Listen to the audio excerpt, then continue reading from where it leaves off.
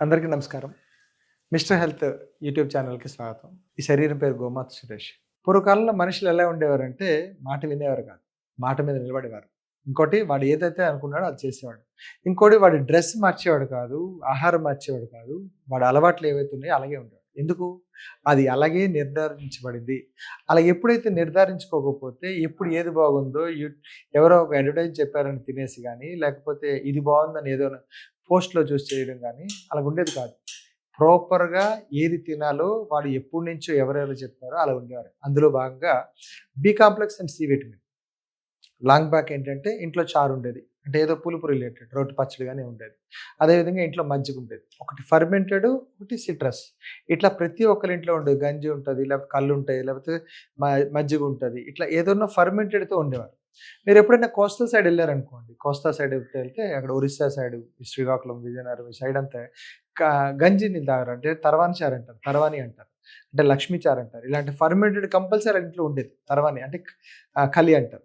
So, అదే గాకుండా గంజి ఉంటది. వాళ్ళ ఇంట్లో కంపల్సరీ ఉంటది. అదే విధంగా చల్ల. ఇప్పుడు మనం కొంచెం తెలంగాణ సైడ్‌కొచ్చామనుకోండి చల్లుంటది. కంపల్సరీ మజ్జిగ ఇచ్చేవారు.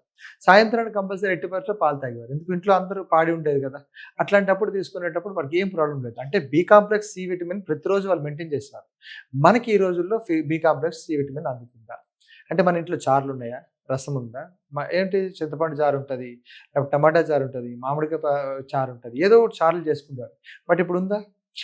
నేను చాలా మందిని చూస్తున్నా డ్రై సిస్టమ్స్ ఉన్నాం. సో, అక్కడ మసాలా ఉంటేనే బావుంటదని చూస్తున్నాం. ఎంత మారిపోయామంటే అంత మారిపోయాం. అందుకు బి కాంప్లెక్స్, సి విటమిన్ ప్రతిరోజు ఇబ్బందవుతుంది. ఈ 2 ప్రతిరోజు ఎయ్యాల్సిన బట్టలు లాంటివి. ఏడీఈకే అనేది ఎప్పుడో ఏసుకోవాల్సిన పట్టు పంచలు లాంటివి. పట్టు చీరలు లాంటివి. కానీ ప్రతిరోజు ఏసుకోవాల్సిన బట్టలు మనం ఎంతైతే జాగ్రత్త పెట్టుకుంటామో, B complex and C vitamin అనేది ప్రతిరోజు మనిషికి ఇవ్వాలి. మనిషి ఇవ్వకపోతే ఏమవుతది? వీక్ అయిపోతాడు. సాయంత్రం కల్లా ఎందుకు మనం ఎక్స్‌పోజ్ అవ్వట్లేదు. సన్‌కి ఎక్స్‌పోజ్ అయ్యే సిస్టమ్ తక్కువుంది. అందులో బి కాంప్లెక్స్ బి1, బి2, బి3, బి6, బి9, బి12 అని ఉంటాయి. సో, ప్రతి ఒక్కటి స్కిన్ ఫంగల్ ఇన్ఫెక్షన్ వస్తుందా? ఫర్ ఎగ్జాంపుల్ ఏదైనా మోలొచ్చింది. అంటే ఒక కురుపు ఏదైనా వచ్చింది. మొటిమ లాంటిది. అది మచ్చగా ఉండిపోతుంది. Some B complex problem.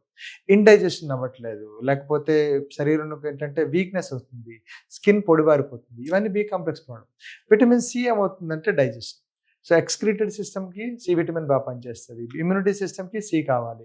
అందుకు ఉసిరికాయలు గాని, లేకపోతే చింతపండు రిలేటెడ్ మామిడి ముక్కలు గాని, ఏదో ఒక పులుపు రకం ప్రతిరోజు శరీరానికి అందేవారు. అట్‌లీస్ట్ లేదంటే గోంగూర పచ్చడి యేసుకుంటారు.